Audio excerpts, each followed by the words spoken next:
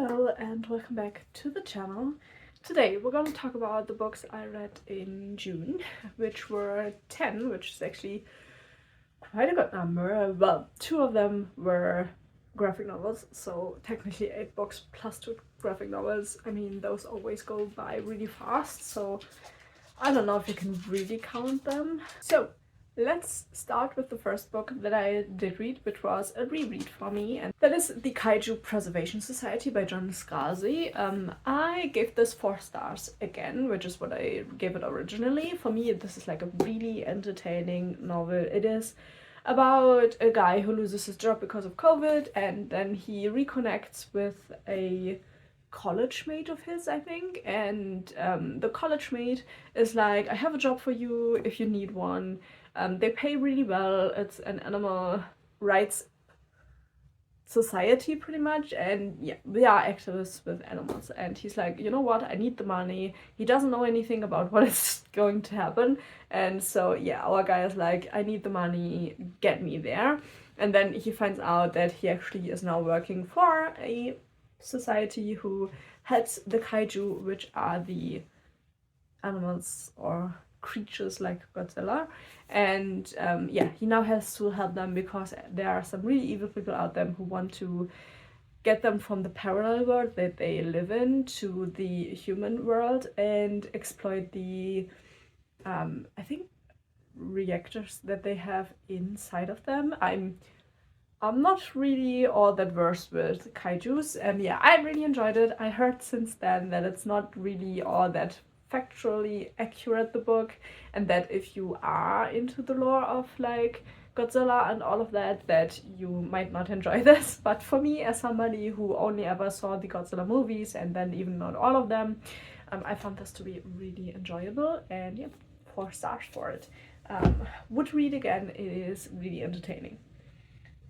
Mostly because it's like the really classical action movie, like where you have like one obvious bad guy that, you know, the good guys go up against, and yeah. Then we have The Bone Season by Samantha Shannon. This is the next one that I read, and this one was really weird. I didn't personally enjoy it all that much. I originally, in the vlog that I read it in, gave it 3 stars. I since then lowered my rating to 2 stars because it's just not a book that I personally would enjoy. I like the idea of the book. You have like an alternative London, I think. It feels a little bit steampunky, and you have people who can communicate with with dead people and the ether, and our main character is one of them. Her father works actually for the institution that tries to kill all of the people, or like round up all of the people that can do that, so she has to hide it. And she works for like this crime syndicate because, you know, you can't really do much else, because if you found out, you have a problem. And the regime is like installing scanners and everything everywhere, so they are also like making it so the people can't really get around the city. And then our main character gets captured and put, like, she thinks she's going to get killed, but instead she's brought to like this ruined city where she heard rumors about it, and there are some vampire-like creatures living there. Like, they are humanoid creatures, but like they feed on the energy that people like our main character give from them because of the ether connection. And there are some people who want to, it's like there's a whole thing in there, but like because of the way the story is written, our main character is like a pretty obvious young adult, like YA story with like a pretty young main character, because I think she's still a teen, and she falls in love with one of the bad guys, who then turns out to be helpful and helping their rebellion, and the ending is really YA novel drama. One is staying back, and you know, that kind of a thing. And for me, it read too young and just weird. It just had like this weird vibe that I didn't really vibe with at all. And so yeah, I gave it 2 stars. I don't think it's a particularly good book. I've heard other books by her are really good, and that she might be writing and re-editing the book to like already has to put out a more modern version, because that one is already quite a few years old. But yeah, I wouldn't recommend it. I don't think it's particularly good written YA. Like, if you have the choice between that one and the Hunger Games, for example, I would always say go with the Hunger Games. So yeah, it's kind of like that kind of a book. Then I read the two graphic novels. The first one was the first issue of The Cult of the Lamb graphic novels, which are companion novels to the video game, and the novel really read like the video game plays, kind of. It's a really cute video game where you are a sheep. Sheep were all supposed to be sacrificed, but you survived because the elder god wants you to make a cult in his name, and that is what you're doing as like this cute little sheep. Yeah, don't read it if you are sensitive to iconography that is religious and cultish in nature. I don't care, so you know. I liked it. I gave it 4 stars. It was a really enjoyable graphic novel, and I would actually continue with them. I need to look up how many my library has. So yeah, really like the art style. It's a good look. It's a nice story. I mean, it's short. You won't always like get like a full story, which is why it doesn't get a 5 star. For me, it's a 4 star.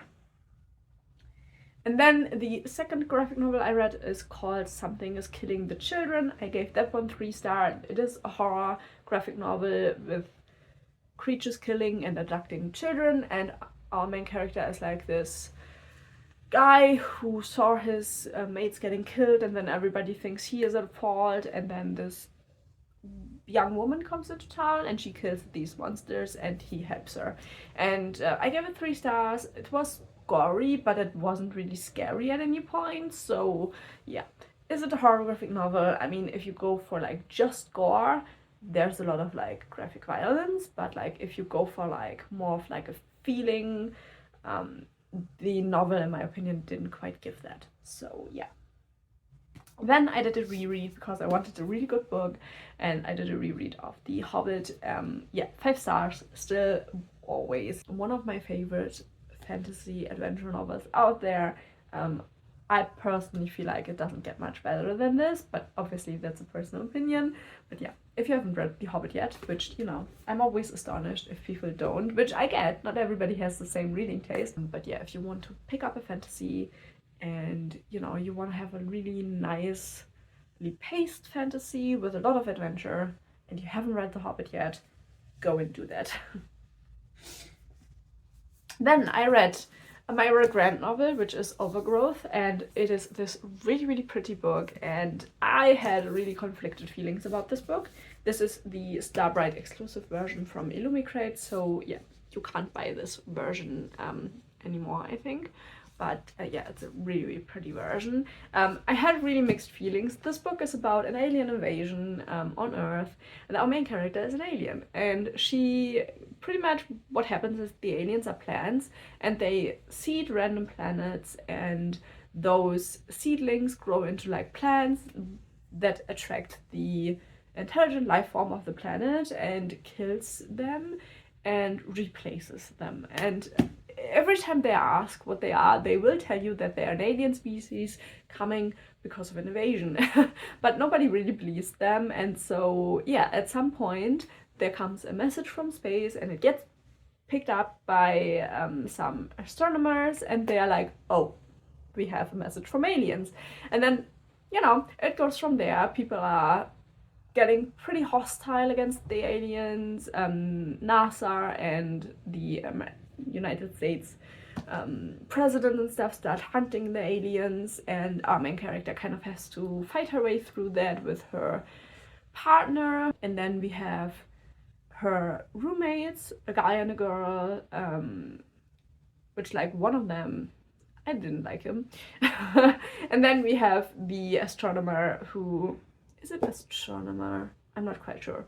The woman who works at the telescope and found the story.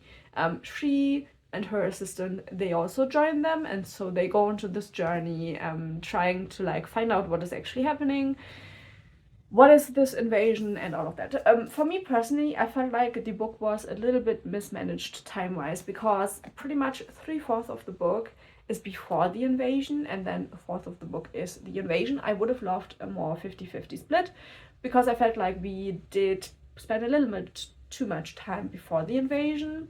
I like this kind of the message that the book is sending in the end, that, you know, about humanity and our tendency to solve things with violence before talking to them.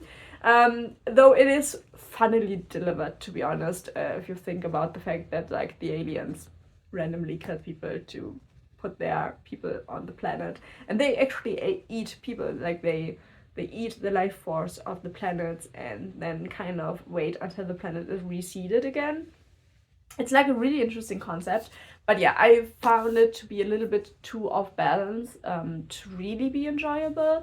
Though I did really like the ending and the beginning, but the middle was just a little bit too slow, too obvious what was happening. So yeah, I would have loved a bigger focus on the invasion and the aliens. So I gave it 3 stars. It's not a bad book, but it's not.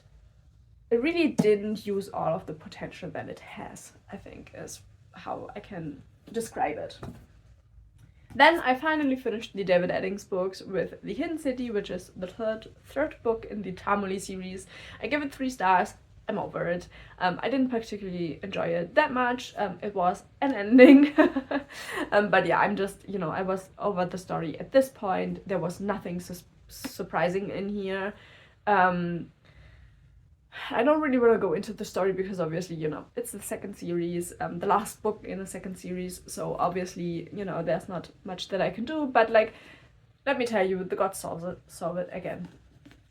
And yeah, I wasn't the biggest fan. I didn't particularly enjoy it all that much, but I gave it 3 stars because it's not a bad book. It's just that I personally did not enjoy the story of the book, but the writing style is fine, the characters are fine. You know, you have likable, unlikable characters, that is all fine. It's just that I did not vibe with the story, and so I didn't really care what happened to the people in the story. Then we have the by far worst book of the month, and that is The Painted Man by Peter V. Brett. And I actually gave this 2 stars in the reading vlog that I did. Where I read this, I put it down to 1 star actually, because I think the 2 stars were too generous. This book sucks. It is a good idea with a horrible execution, and I don't get why this has such good reviews on Goodreads. I really don't get it.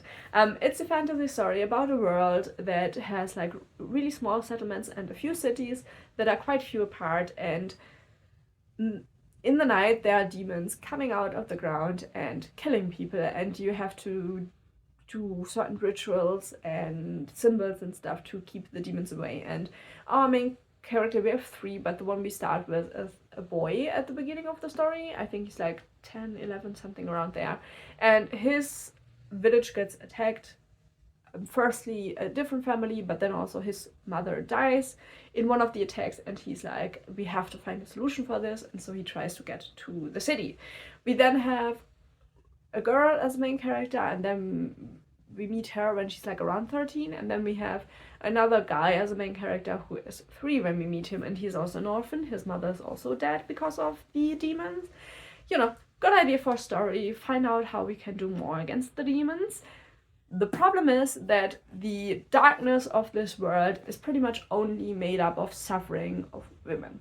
And I am so sick of that. There's a possibility to do a fantasy world with a dark theme and topic without hinging it on women suffering. And then we had this really bad scene where the female main character gets violated like really horribly by 3 guys, and the 4th guy holds our one main character, the one we meet when he's 3, holds him down, and he has to see all of that, and his response to that was, I wish they would have killed me so I wouldn't need to see that.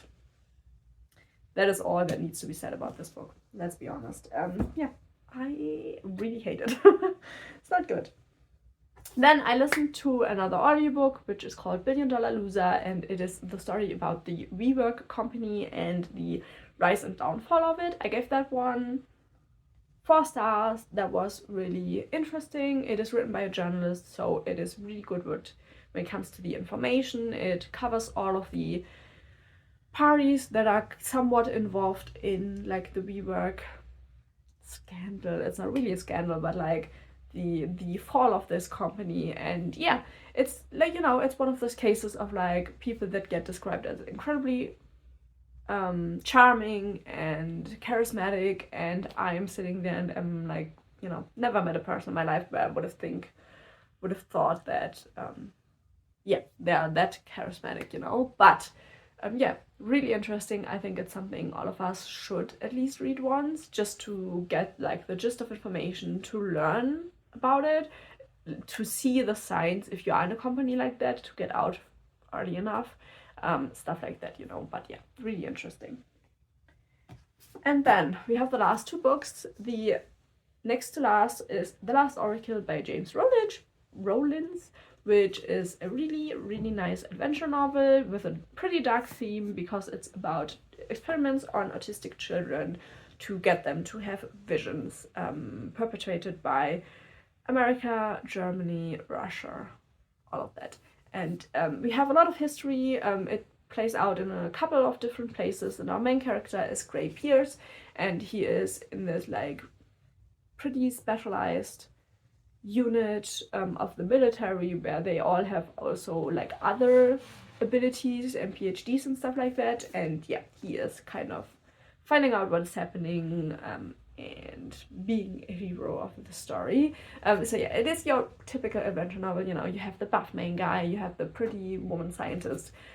You do have those elements, but the characters are really enjoyable. The story has a good pacing. There's enough action and enough history, and the combination of that. So yeah, I really liked it. I gave it 4 stars. Interesting story, pretty dark topic, and yeah, we have a pretty good group dynamic of our main character with the other people who help him. And then the last book that I listened to as an audiobook, but I have the physical copy here. This was a reread. I reread Children of Ruin, the second book in the Children of Time series, and it is a 5-star, as it was before. I really like this. It's really science heavy, sci-fi, with a lot of animal experimentation, and in this one the animals are aquatic animals, and I love it.